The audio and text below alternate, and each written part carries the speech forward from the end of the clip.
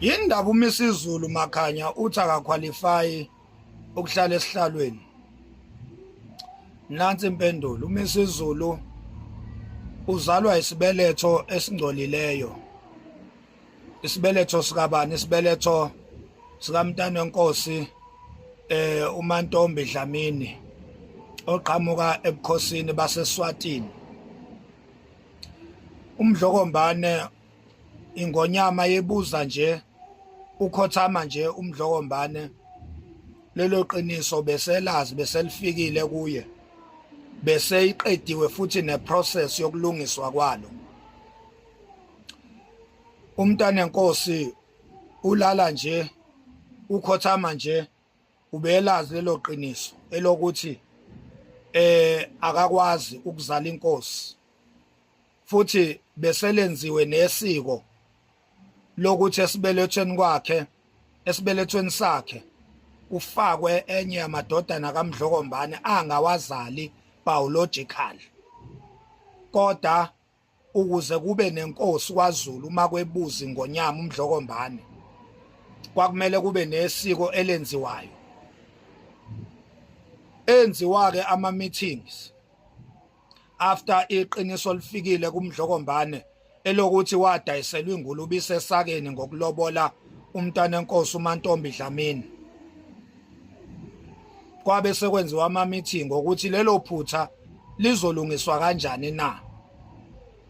Ayemabili ama-options akwaqhamuka nawo ekwangalungiswa ngawo lelo phutha. Kwakumele uMdlokombane akhethe i-option eyodwa. Oqala umbono kwabo ukuthi uMdlokombane akaphinde futhi akhethe khona esigodlweni eSwatini ebukhosini, akhethe enye intokazi ayilethe kaZulu izozala inkosi. Akakuvumanga lokho uMdlokombane ukwenza ngoba wayengesenalo ithemba lokuthi angeke futhi aphinde adayiselwe enye ingulube isesakeni.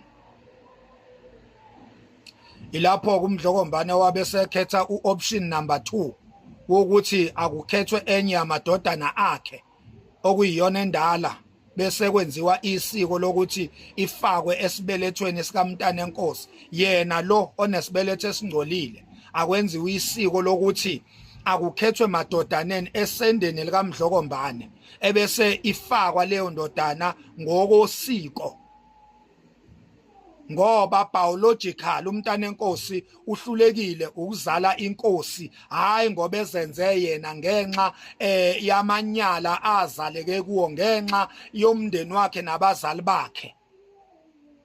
Uhlulekile ukuletha inkosi kwaZulu. Kwabe sekwenziwa-ke isiko, nakhona lelo siko uMdlokombane wayehlonipha yena umntana wenkosi, emhlonipha, emdabukela. Wathi okungcono akwenziwe isiko thizeni lokuthi akufakwe enye yamadodana ami i-introduce esibelethweni sikaMntana weNkosi ukuze kuzoba yiyo leyo ndodana eyoba inkosi. Nangempela-ke kwavunyelwana ngo-Elothi, yenziwa lelo siko lelo, kwathathwa umntwana uZonda Magwala wayiswa eSwatini kwayokwenziwa isiko lokufakwa kwakhe esibelethweni sikaMntana weNkosi ukuze ezoba inkosi. Ngicela ukukuphinda-ke lokho, ngithi mina lenziwa isiko elalichazwe ukuthi nansi inkosi. AbaseSwatini, abasesigodlweni saseSwatini bayakwazi lokho, lenziwa yibo lelo siko lelo ngoba ibone kwakumele balungise iphutha lenkohlakalo yokudayisela uMdlokombane ingulube isesakeni. Iliphi lelo phutha Makhanya elenziwa ubukhosi baseSwatini na? Uchaza ukuthini mawuthi ebukhosini baseSwatini indlunkulu yakwaZulu yadayiselwa ingulube isesakeni ngokuthi inikezwe umntana wenkosi uMantombi Dlamini na? Usho ukuthini ngaloko na? Ubhuti wasesigodlweni eSwatini walala nosisi wakhe ukuze kuzaleke umntana wenkosi uMantombi. asiqhubekeni. Kwasuka indodana yalala nendodakazi, kwazalwa umntanenkosi uMantombi Dlamini. Uyayiva ke ngokho amaqiniso lawa eningawazi izulu. Enye into ungayikhuluma uyidefend uzume ngomlenze owodwa kanti wenziwe ongazi. Ubhuti noma indodana ezala umntanenkosi kanye nonina kamntanenkosi bayalamana bandawonye. Ingakho umntanenkosi akanakho komalume ngoba uma kamntanenkosi nobaba wakhe balamana kanje. Lelo ke kwaba yichilo, kwaba yihlazo ela disqualifya isibeletho samntanenkosi ekutheni singakhiqiza noma singazala inkosi. Ake ngikuphinde lokho. Isibeletho sikaMantombi Dlamini umntanenkosi ozala uMisizulu already besingcolile, sizala uMisizulu nje impilo yaso yonke singcolile. Ingakho uMisizulu engaqualify ukuba inkosi ngoba uzalwa umama ozalwa ngamanyala.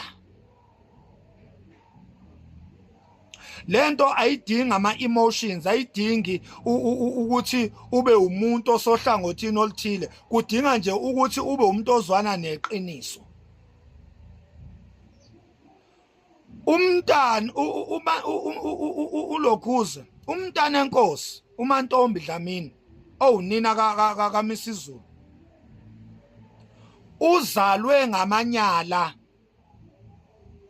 Lokho kumenza abe ngongcolileyo makukhulunywa ngobukhosi.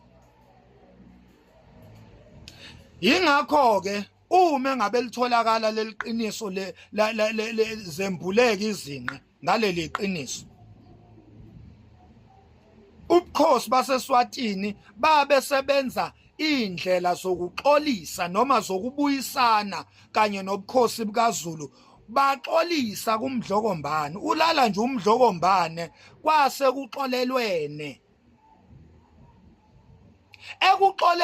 Ekuxolelaneni kwabo kwase kwenziwa isiko lokuthi nansi option ekungalungiswa ngayo leli iphutha, ngoba uoption number 1 umntwana ingonyama umdlokombane ayiwamukelanga, owawuthi akaphinde akhethe enye intombi esigodlweni noma ebukhosini baseSwatini. Akakwamukelanga lokho umdlokombane. Kwase kuqhamukwa necebo lokuthi nasi isintu akuthathwe enye yamadodana akhe ifakwe ngokwesiko esiswini noma esibelethweni sikamntanenkosi. Ngalokho ke uZulu uyobe sewubuyelwa yithemba lokuthi sewunayo inkosi ngoba inkosi izalwa yigazi lobukhosi. Ingakho ke umntwana uZonda Magwala uSimakade samakhosi wafakwa esibelethweni somntanenkosi ukuze ezoba inkosi. Akaqualify kanjalo kuMisizulu. Usuyezwa ke Zulu,